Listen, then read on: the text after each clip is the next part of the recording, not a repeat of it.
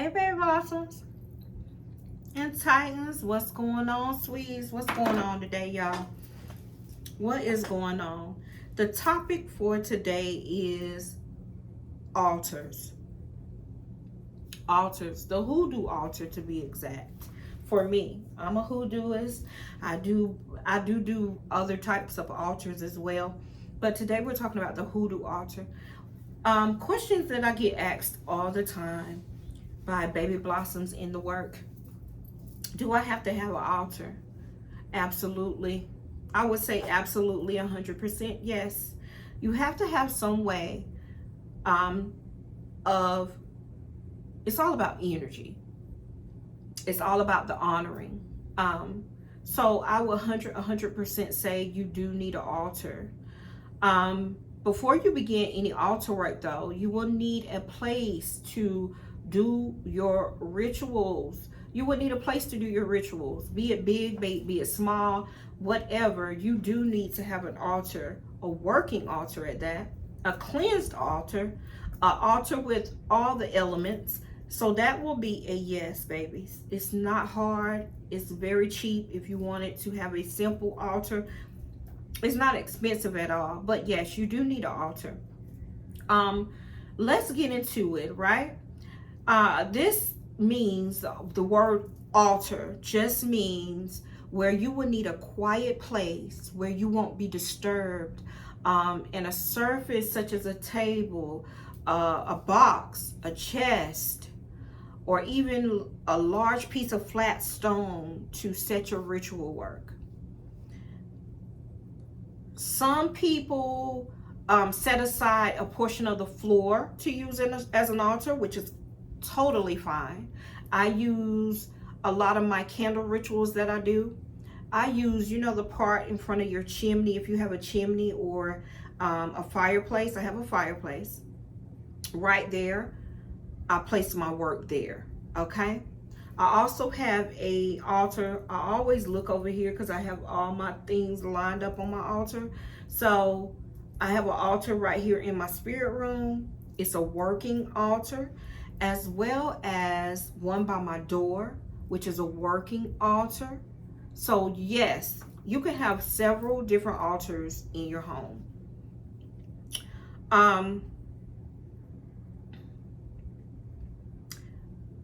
Some people use a dresser top. Some will use, those little altar tables.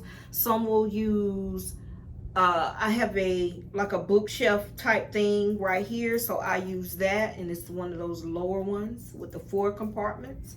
So that's what I use as a altar table, as well as my fireplace. You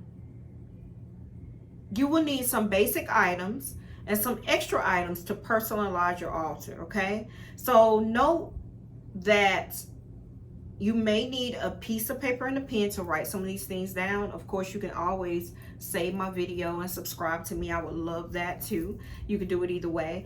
But note that not all works require the use of an altar. Not all works require the use of an altar. Now, prosperity work for me, I'm going to have an altar.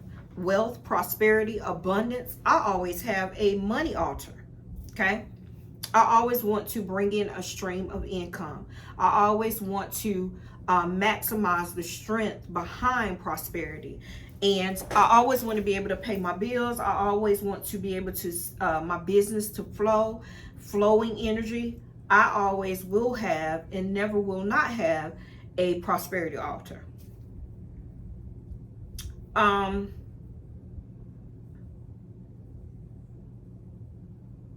Now, let's talk about some of the items that you could do for your hoodoo altar. You're going to cover your altar with a cloth, any type of cloth. Usually white cloths, but me, I'm a stickler for dirtiness and dust and that type of thing. In this room here, I use a golden cloth symbolizing prosperity and wealth, okay? You can use any color cloth that you would like. Personally, but most of the time you're going to use white. You're going to place 2 white candles at the back on either side of your altar, and between the two candles, you can add figures or pictures of saints. We're going to talk about a lot of saints today. Or any other religious items should be placed in the middle of the altar. At the right of that, you're going to keep some holy water or a bowl of water, spring water that you have blessed on the right hand side of the altar. And that's just the basics of a hoodoo altar. Just the basics. You could add fresh cut flowers. I love flowers, guys. I do my own arrangements if I have to tell y'all that. You can use special stones. I have a lot of stones on my altar that pull in abundance. Some people say use salt. Personally, I will not put any salt on my altar. Salt is used for removal. Salt is used to banish.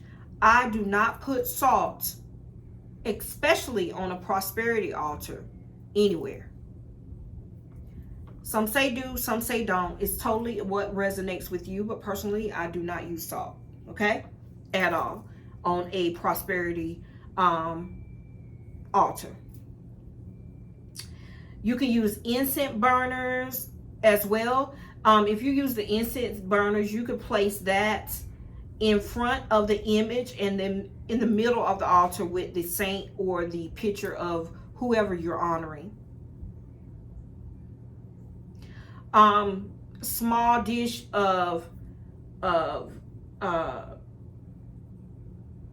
use wax. I'm looking at my altar, y'all. I use stones. I have selenite wands. I have wands. I have money. I have an ankh. I have keys. I have coins. And I'm working my honey jar, my prosperity honey jar right now on my altar. So that is my altar for my prosperity. The important thing is not to place anything on your altar that does not belong there. Altars can range from the very basic to the extremely elaborate. Okay? Your altar and everything on it should be blessed as well as consecrated. Or consecrated. Bless your items. Y'all know how to do that. Pray over them. Your candles should be blessed and dressed as well. All of the bowls and containers should be washed with either salt water. You can wash it with Conjurer water. You can wash it with Florida water. Holy water. I sell a lot of waters in my site.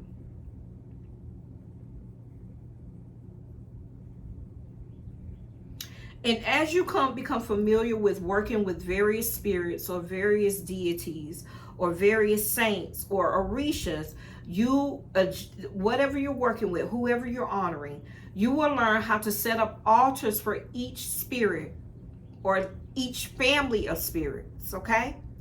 I'm going to go over some of the orishas and saints and some of the things that they like throughout the week, just to give you some videos, and just take note of it. It's going to be very detailed.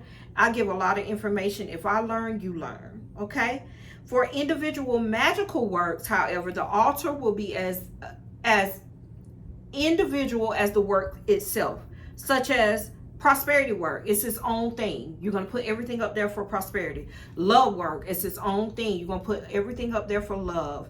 Domination work, everything for domination. That type of hexing work, crossing work, uncrossing work, reversing work, that is, you're going to match it up with the intent. Now let's jump to an ancestral altar, okay? Anyone who wishes to develop a spiritual practice should create an ancestral altar first. Newbies, blossoms, I love y'all. You're going to create that type of altar first to honor your ancestors. Now this altar can honor your biological ancestors, the universal ancestors, or both. Any and all connection to the spirit is dependent upon the strength of your ancestral connection. Make sense? So Here are some of the following guidelines that I'm going to give you for creating your own ancestral altar. You're going to follow your intuition when you create your altar, and feel free to add or to subtract from what I'm giving you. It's going to be all what resonates with you. So how to create an ancestral altar. Some of the things that you can use, very similar to a regular altar. A table you're going to need. You can use a flat stone or shelf. A white cloth. Photos and mementos of your ancestors, or the universal ancestors that you are honoring. White candles, glass or crystal bowls of water, fresh cut flowers, incense, a portion of each meal of the day, a dish with 9 different types of earth, including graveyard dirt. Okay? So how to set it up: you're going to drape the cloth over the table or shelf, whatever you're using. If you're using a stone, you can leave it bare. Okay? You're going to place the glass bowl of water in the center of the table, and the white candle behind the bowl. You're going to arrange all the photos, the mementos, the things they like, the flowers, and the bowl of earth on the altar in a manner that pleases you. You arrange it how you see fit. Now, the bowl of food should go in front of the bowl of water. You can also add a small white candle in the bowl of food as well. I usually take a plate, put a little tea light candle in the middle, fix the food around it, and then you're going to light it once you place it. Okay? I honor you, and you're going to say your blessing. Now we're going to talk about how to say the blessing and how to address your ancestors. Okay? First, you're going to light the incense to purify your surroundings. Make sure you're clear of mind. You're going to sprinkle a little fresh water on your items on your altar, just a little bit, fresh water, including the earth. You're going to put it in the graveyard dirt or the earth to give respect to your ancestors.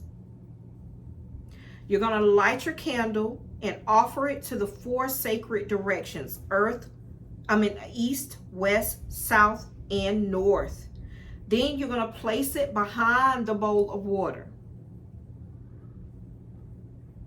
At that time, you can begin speaking to your ancestors. You're going to introduce yourself. You're going to say something like, "Greetings, ancestors, blessings, ancestors. My name is Vasori Jade, daughter of my mom and my dad, their names. And I come with a pure heart to honor you with these offerings." You can say, "I honor you, whoever the name of the ancestor is. I honor you, blank. I honor all of those remembered and forgotten who were associated with my ancestors as friends, who was associated as companions and loved ones. I love, honor, and respect all who have gone before me." You can also say to all of my relations, all my grandmothers and my grandfathers, all of my elders, all of my ancient ones, to all of the creatures, the plants, the living things of our Mother Earth, I offer my reverence and my gratitude. I thank you for your guidance and protection, seen and unseen. Okay?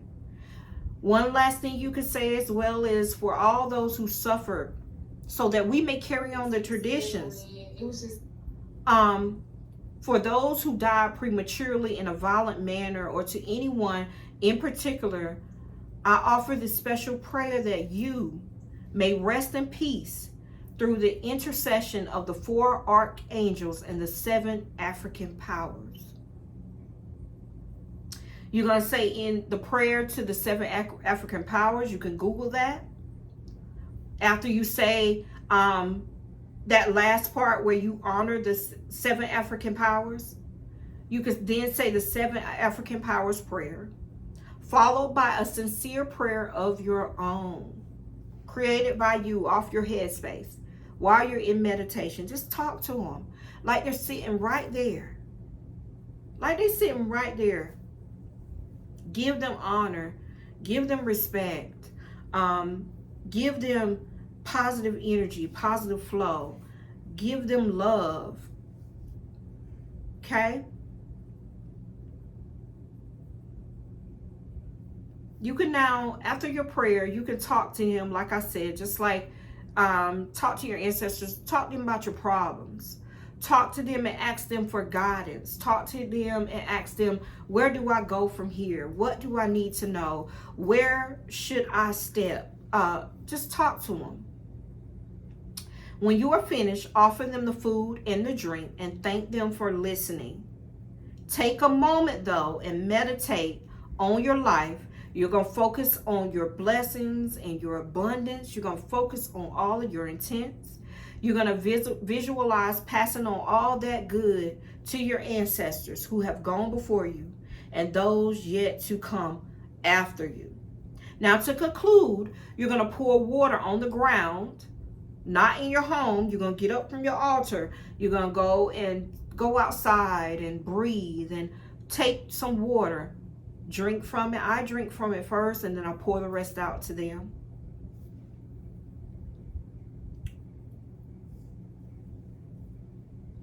And you're going to say, Ashe. Let the candle burn out, if possible. Let it go ahead and burn out and move on. That's how you address your ancestors. Now, at any time, you can focus on the positive aspects of your loved ones and pour water for them. Do this daily. You could do this weekly. Saying their names out loud, honoring them. You can remember them by offering them some of the food you eat every day. You eat every day. Honor them. Take their favorite foods, though. Don't give them nothing that they never liked in this life. If they didn't eat fish, don't give them fish. If they love to smoke a cigarette, hell, put a Newport up there. They love to drink, put a little glass of alcohol up there. Honor them. Give them what they want. They like strawberry candies. Go to the little dollar store and buy them some strawberry-filled candy. That old-time candy. Give them honor. My grandfather loved a good Pepsi and some peanuts. Give it to him. Okay? A point of clarification, though, we do not worship our ancestors. It's a difference between honoring and worshiping. You do not worship your ancestors. We honor and respect them and ask them for their guidance. It's two different things. It's different. And y'all better know the difference between honoring and worshiping. That's something that I don't have to tell you. If you do not know the difference of those two things, I want you to do no work. Go and read up and learn the difference between honoring as well as worshiping. We only honor our ancestors. We do not worship them. Okay? So guys, I hope that helped you. There is some altar work on a hoodoo altar as well as an ancestral altar, and how to address your ancestors in prayer and in honoring them. Okay? Guys, if you need anything, please like, subscribe, and support my channel. If you need anything, my website is listed in the bio, visionsbyvasori.com. Come check me out, purchase something, support a small business, guys. Anyway, I love y'all, and I'll be back with another video. Bye. Talk to y'all later.